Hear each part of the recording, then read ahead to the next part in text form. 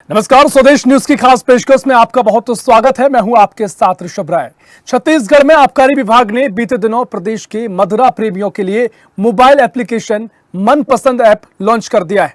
इस ऐप की सहायता से प्रदेश की मदिरा प्रेमियों को किस दुकान में किस ब्रांड की शराब है और किस कीमत पर यह शराब बेची जा रही है, इसकी पूरी जानकारी अब लोगों को मोबाइल ऐप पर उपलब्ध कराई जाएगी। राज्य में देसी विदेशी मदिरा की कुल 615 दुकानें हैं। इसके अलावा प्रीमियम शॉप भी हैं। विभाग ने एनआईसी की मदद से ऐप तैयार किया है और ऐप लॉन्च होने के बाद प्रदेश की राजनीति एक बार फिर से शराब पर गर्मा चुकी है। शराब का मुद्दा हर व्यक्ति या कहे कि प्रदेश के हर घर से जुड़ा हुआ है। प्रदेश में शराबबंदी हो, इसके लिए लगातार प्रदेश की जनता और खासकर प्रदेश की महिलाएं सरकार से मांग करती रही।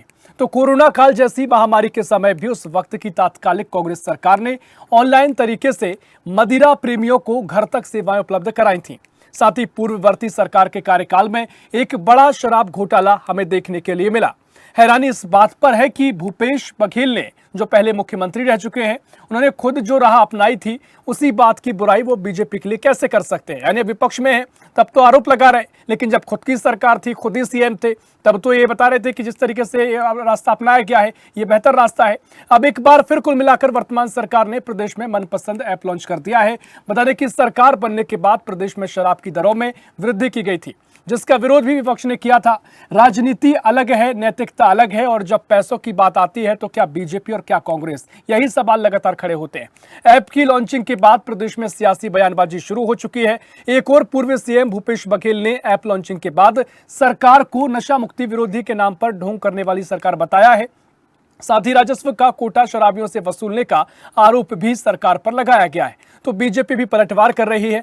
अब वार पलटवार का सिलसिला जारी है। आरोप पे लगाए जा रहे हैं, प्रत्यारोप भी देखने को मिल रहे हैं, लेकिन शराब का ये मुद्दा लगातार चर्चा का विषय बना रहा है। इस पर हम फिर चर्चा भी करेंगे, लेकिन पहले कुछ प्रतिक्रियाएं वो आपको सुनवा देते हैं। इसके पहले एक बहुत बड़ा लिकर स्कैम हुआ था, शराब घोटाला, जिसमें शराब को मनमाने रेट पर बेचा जाता था और वो पैसा दिल्ली तक पहुंचता था, जिसके ऊपर बहुत सारे अधिकारी अभी जेल में हैं, बहुत सारे नेता जेल में। ये इस ऐप के द्वारा ये जानकारी है, पारदर्शिता रहेगी कि किस किस ब्रांड की अमुक दुकान में क्या मूल्य पर है। तो ये पारदर्शिता का एक नमूना है। जहाँ तक शराबबंदी की बात है, हमने अपने मैनिफेस्टो में शराबबंदी की बात नहीं की। तो कांग्रेस ने शराबबंदी की बात की थी और उसके बाद उन्होंने शराबबंदी नहीं किया। अभी राजस्व के लिए शराब बिक्री की जा रही है, लेकिन बहुत सारे ऐसे माध्यम हैं हम जो ताकि जो उसके दुष्परिणाम है, नशा के खिलाफ भी हमारा प्रचार प्रसार चल रहा है, लेकिन इससे एक रेवेन्यू मिलती है, एक राजस्व मिलता है, इसीलिए हम इसे बंद नहीं कर रहे हैं। भाजपा की सरकार शराबखोरी को बढ़ावा देने के लिए मनपसंद शराब कहां पर मिलेगा, कैसे घर पहुंचेगा, इसके लिए मनपसंद ऐप लॉन्च किया है। इससे स्पष्ट हो गया कि भारतीय जनता पार्टी नहीं चाहती कि प्रदेश में नशा मुक्ति हो, शराब से लोग दूर हो, और जो भाजपा विपक्ष में रहते शराबबंदी के लिए आंदोलन करती थी, शराब बंद करने की मांग करती थी, उसका रवैया और चरित्र महिलाओं के सामने उजागर हो गए हैं। भारतीय जनता पार्टी की सरकार बनने के बाद पहले शराब पीने के लिए वातानुकूलित अहाता बनाया गया, फिर ढाबों और होटलों में शराब पीने और पिलाने के लिए और शराब बेचने के लिए लाइसेंस दिया जा रहा है, और अब मनपसंद ऐप जिससे लोगों को घर पहुंचे शराब की सुविधा मिलेगी, ये जारी करके बता दिया कि इनके पास कोई नीति नहीं है।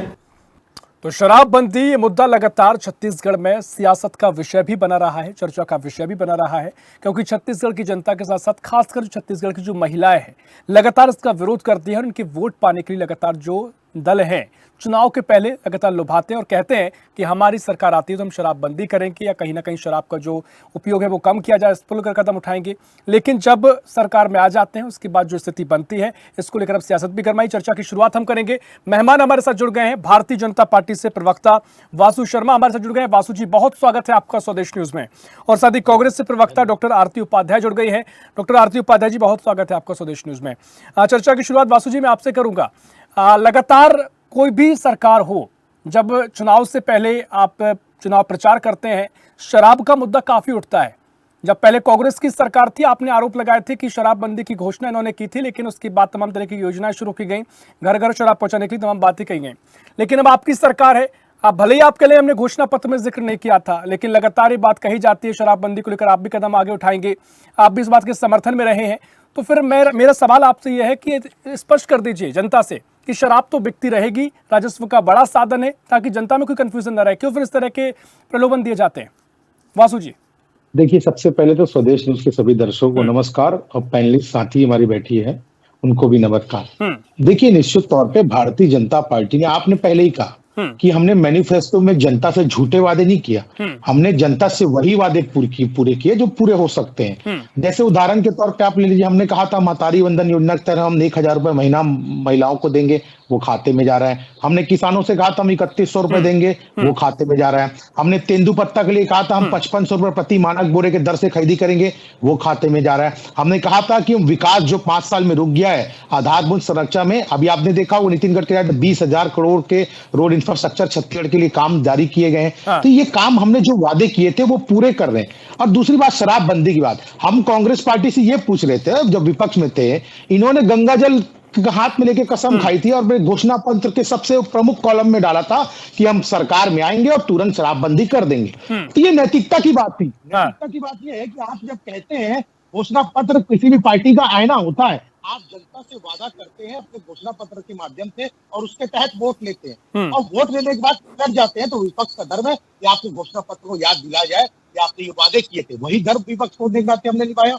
हमने कहा था कि भाई आप शराबबंदी की बात कीजिए तो शराबबंदी कीजिए, 1 साल में नहीं हुआ, 2 साल में हुआ। आपने तो शहर में प्रीमियम शॉप खोल दी, प्रीमियम शॉप का तो पहले कॉन्सेप्ट ही नहीं था। FL10 लाइसेंस पर किस प्रकार से गड़बड़ियां हुई आप ये जानते, छत्तीसगढ़ में 2000 करोड़ से ऊपर का शराब घोटाला हुआ। और दूसरी बात, आज ऐप की बात हो रही है, भूपेश बघेल जी जब पूर्व मुख्यमंत्री जी ने कोरोना काल में जब लोगों को दवाई की जरूरत होती थी तो होम डिलीवरी किसने चालू की थी? ये कांग्रेस पार्टी ने चालू की थी। बहुत सीधा सवाल मेरा आपसे, किसने क्या कहा, क्या घोषणा की, छोड़ दीजिए ना। अगर शराब पीना, अगर आप मानते हैं कि समाज में कुरीति है, इससे समाज का भला नहीं हो सकता है, आपकी पार्टी लगातार कहती है, आपके तमाम नेताओं के बयान सुन लीजिए कि शराबबंदी के पक्ष में रहते हैं, तो फिर तर्क वितर्क क्यों करना? फिर इस तरह की प्रोत्साहन क्यों शराब को देना, ताकि दुकानों को बढ़ावा मिले, जो शराब का उपयोग करते हैं उनको भी लगातार उनकी जो सुविधाएं उनको हो? तो इससे तो कहीं ना कहीं मुझे लगता है कि शराबबंदी का जो मकसद है वो पूरा नहीं हो पाएगा। तो कहीं ना कहीं आप भी इसमें पूरे शामिल हैं, आप भी हकदार हैं।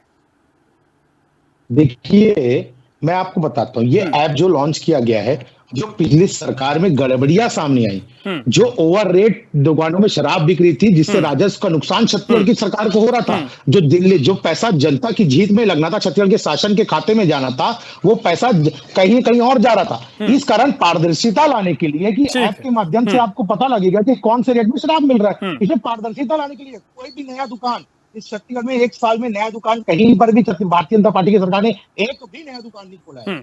और दूसरी बात, जहां तक आप शराबबंदी की बात कर रहे हैं, डॉक्टर रमन सिंह के कार्यकाल, जब आखिरी कार्यकाल चल रहा था, जब हमने शासकीकरण किया तो इसी उद्देश्य से किया था कि हम धीरे धीरे शराबबंदी की ओर बढ़ेंगे। और निश्चित रूप से हमने उस समय कई दुकानें बंद भी की। सरकारीकरण करने का नियत यही था कि हम एकदम से बंद नहीं कर सकते कोई भी, जिस समाज में कुरीतियां फैली हुई है। वो भूपेश बघेल जी भी कहते नजर आते 5 साल पहले, अभी जो की सरकार थी, तो वो अपेक्षा करते हैं आप झूठे वादे मत कीजिए ना। ठीक है वासु जी, आपका ये तर्क हो जाता है, हम इस तर्क के जरिए चर्चा को आगे बढ़ाएंगे। डॉक्टर आरती उपाध्याय जी, आपके पास मैं आऊंगा और आपसे काफी गंभीर प्रतिक्रिया हो जाती है। आप एक महिला भी हैं, और क्योंकि छत्तीसगढ़ की महिलाओं की आस्था कांग्रेस सरकार के साथ थी कि उनको उम्मीदें थी कि यहाँ पर शराबबंदी होगी, तो जिस तरीके से अब आप आरोप लगा रहे हैं कि शराब को लेकर बीजेपी की सरकार प्रोत्साहन दे रही है, शराबबंदी को बढ़ावा बंद नहीं हो पाएगी, तो मुझे लगता है आप भी महिलाएं समझती है बाकायदा क्या स्थिति रहती है महिलाओं की। अगर कांग्रेस से आरोप लगा रही है तो जो आपका दल है उससे नैतिक अधिकार नहीं बनता है ये आरोप लगाने का, क्योंकि आपने नैतिकता अपनी खो दी है, जो जनता के नजरिए से भी देखा जाए, क्योंकि जनता ने उम्मीद आपसे की थी। अब आप तर्क रख सकती हैं, तर्क कह सकते हैं कि ये वजह रही, वो स्थिति रही, उस पर आप कहने के लिए स्वतंत्र हैं। डॉक्टर साहब जी, जोहार सबसे पहले सभी दर्शकों को और चैनल को जी। जैसे कि मेरे भाई ने कहा है ना कि देखिए यहाँ पे नैतिकता की बात होती है, हम पहले सामाजिक प्राणी हैं, है ना। तो सबसे पहले ये कहूंगी कि जैसे इन्होंने कहा एक भी शराब दुकान जो है वो कांग्रेस के कार्यकाल में बंद नहीं हुआ, है ना, गलत बात है। जैसे हमने हमारे आप मेरा बात क्लियर कर लीजिए, मैंने कहा भारतीय जनता पार्टी की सरकार में एक दुकान नहीं खुली, मैंने बंद नहीं हुई, कांग्रेस सरकार में ऐसा बिल्कुल नहीं कहा। आप इस बात को करेक्ट कर लीजिए। ठीक है, नगर में जो था जहाँ से लोग प्रभावित होते थे, वो डीडी नगर वाला जो रायपुरा ब्रिज के नीचे वाला जो था, वो बंद हमारे ही जो कांग्रेस के नेताओं और हमारे द्वारा ही बंद करवाया गया था। अरे मैडम, आपने तो ऑनलाइन सुविधा दी थी ना घर घर से शराब पहुंचाने की, वो ठीक है, आप एक एक उठाए, लेकिन ये सवाल तो आप पर रहेंगे। जी, ये तो मैं मानती हूँ, लेकिन आप सोचिए ना कि एक सबसे पहली हमारी महती जो अभी जो ऐप लॉन्च किए हैं, कहाँ तक सही है? हर एक महिला, मेरा आपसे ठीक है, मेरा काउंटर क्वेश्चन रहेगा, आप ये सवाल खड़े कीजिए, लेकिन मैंने कहा कि नैतिक अधिकार आपको नहीं, क्योंकि आपने घोषणा पत्र में जिक्र किया था हम शराबबंदी करेंगे, उसके बाद आपने तर्क किए कि यहाँ पर जो जहरीली शराब आ रही है, लोग पी रहे हैं, इसलिए हमको चालू रखना पड़ेगा। अगर आपको समाज की इतनी चिंता है तो आप पहले स्पष्ट कर दीजिए शराब बंद नहीं होगी, क्यों झूठी उम्मीद देना? नहीं, झूठी उम्मीद तो नहीं है, हमारी मंशा यही थी कि सच में शराब जो है छत्तीसगढ़ से बाहर हो, लेकिन धीरे धीरे ये मुहिम और अवसर रहता तो जरूर हम इस मुद्दे को और आगे ले जाते। लेकिन मैं इस यहाँ पे ये पक्ष रखना चाहती हूँ, एक महिला हूँ, मैंने जैसे ही ये ऐप जो है लॉन्च हुआ, सबसे ज्यादा चिंतित जो है महिला है कि युवा वर्ग है, बच्चे हैं और घर के पुरुष हैं। आप ये कि एक जो पीड़ित महिलाओं के लिए, बालिकाओं के लिए, शिक्षा के लिए ऐप लॉन्च करने का दिन था, और कहाँ ये कौन सा ब्रांड कहाँ बिकेगा इसकी बात करने वाली सरकार, डबल इंजन की सरकार, आप स्वयं सोचिए कि कहाँ तक सही है। लोग बात कर रहे हैं शिक्षा से रिलेटेड बढ़ावा देने के लिए ऐप लॉन्च नहीं किया गया। अब मुझे तो ये लगता है कि राशन दुकान में चावल की बजाय दारू भी बिकना चालू हो जाएगा। ठीक है, अब आपके आरोप मुझे ठीक है आप लगते हैं, लेकिन मेरी बात की आपने जवाब नहीं दिया, क्योंकि आपका जो नैतिक अधिकार था, मुझे नहीं लगता एक पत्रकार होने के नाते कि आपको अधिकार है कि ठीक है चर्चा इस पर होगी। वासु शर्मा जी, आपके पास में आऊंगा।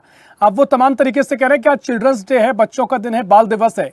इस बात से एक और चर्चा निकल जाती है कि जब कांग्रेस की सरकार थी, भूपेश बघेल कहते थे कि आपकी जब पहले रमन सिंह की सरकार थी, आपने जो शराब की जो फैक्ट्रियां होती थी वहां बच्चों से काम कराया जाता था, तो उसे बंद करने का काम यहां पर भूपेश बघेल की सरकार ने किया था। तो शराब के जो लेकर सियासत होती आई है, सवाल खड़े होते आए हैं, उतने दोषी आप भी हो जाते हैं। वासु शर्मा जी,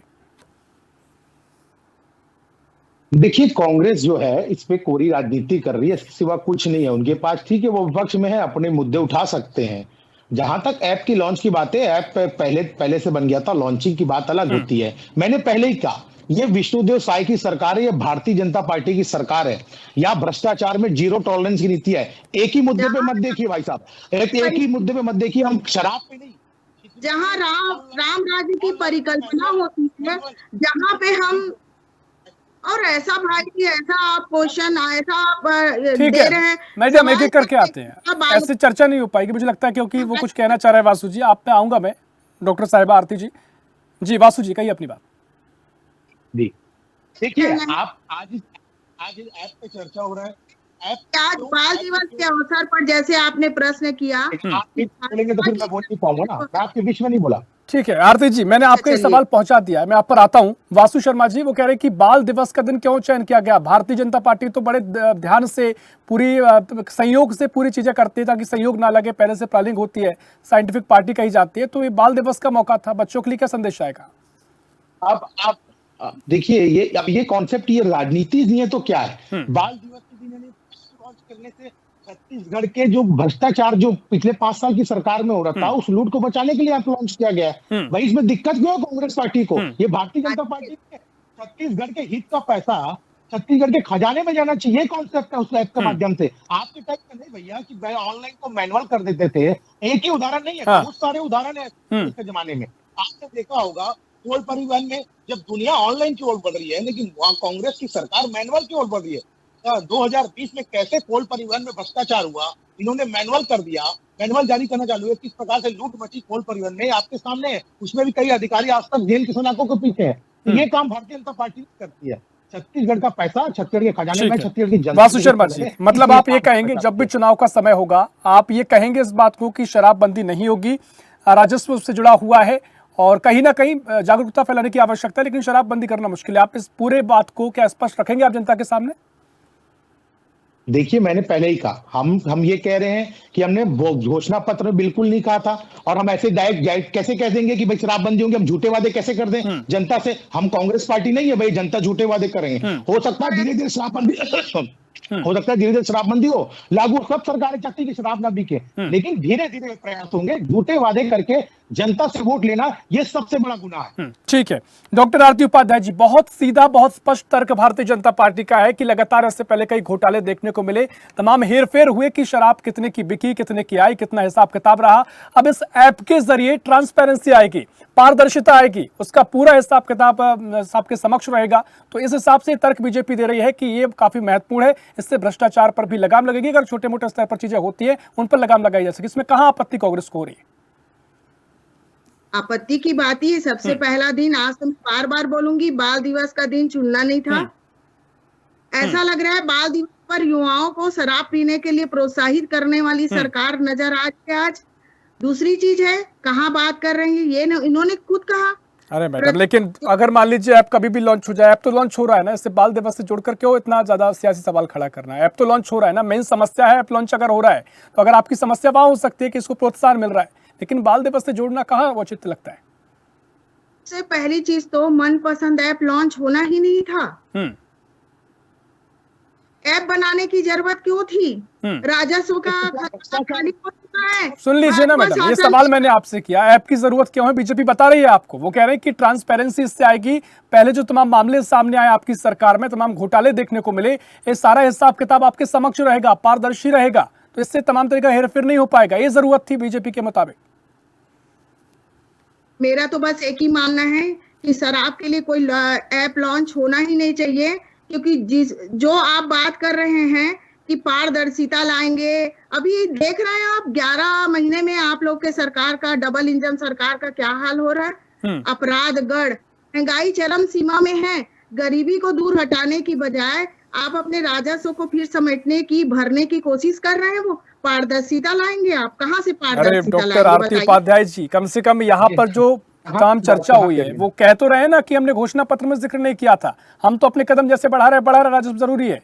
लेकिन कांग्रेस पर जो सवाल खड़े किए गए हैं, आपने तो साफ साफ कहा था घोषणा पत्र में कि हमारी सरकार आएगी, शराबबंदी होगी, महिलाओं की परेशानियों को निजात मिलेगी। आपने तो शराब के लिए ऑनलाइन दुकानें खुलवा दी। मेरा यही कहना है कि यदि आपने अपने मैनिफेस्टो में आपने बात नहीं की है शराब की, तो आपकी सरकार बंद करने का मुहिम नहीं उठाएगी। ठीक है, लेकिन मैं आपके सवाल में कंटिन्यू करूंगा, लेकिन आपसे ये सवाल, आप ये स्वीकार करेंगी आपकी सरकार के फैसले गलत थे, उस टाइम लिए गए थे जो आपके घोषणा पत्र के मुताबिक नहीं थे? देखिए, कोई भी सरकार रहे जरूर कोशिश करता है कि महिलाओं को, जनता को यदि कोई घातक है उसको बंद करने की मुहिम जरूर उठाता है। कोई ना कोई कारण रहता है जिसकी वजह से वो उतने समय में पूर्ण नहीं कर पाता, लेकिन मंशा नहीं रहती है कि हम शराब को बढ़ावा दें। ठीक है, वासु जी इंटेंशन पे जाइए, मंशा क्या थी सरकार की, उस पर जाइए।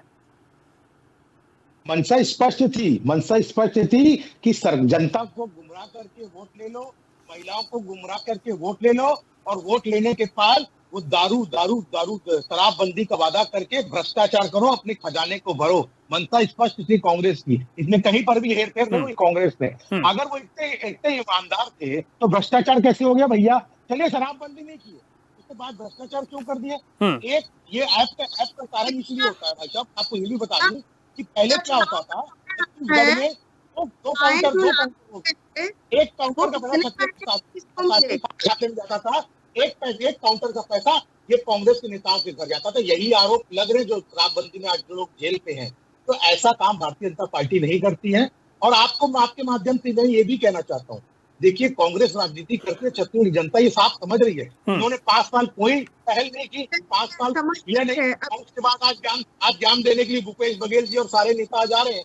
छत्तीसगढ़ जनता सब समझती है। और जहां तक अपराधों की बात कर रही है हमारी बहन दीदी है, हमारी बड़ी है, मैं आपको बता देना चाहता हूं, आप कोई भी छत्तीसगढ़ में जितने भी लॉ एंड ऑर्डर सिचुएशन खराब हुई है, सारे लॉ एंड ऑर्डर सिचुएशन में कांग्रेस के नेताओं के नाम आ रहे हैं। मैं एक एक करके आपको नाम बता देता हूँ। बड़ौदा बाजार में देवेंद्र यादव के ऊपर मुख्य आरोपी, सूरजपुर में निर्मम हत्या, पुलिस वाले की पत्नी और बेटे के एनएसवाई जिला अध्यक्ष अंदर, दामाखेड़ा में संत मुनि के कार्यालय पे हमला, उन्होंने खुद, मैं नहीं कह रहा हूं, उन्होंने खुद फेसबुक पे लिख के कहा कि कांग्रेस के कार्यकर्ताओं की द्वारा किया गया। सेंट्रल जेल में वीडियो वायरल हो रही है। ठीक है, सुन लेते हैं आरती उपाध्याय जी, तमाम नेताओं के नाम बता रहे हैं। कांग्रेस के नेताओं पर क्यों लग रहे हैं?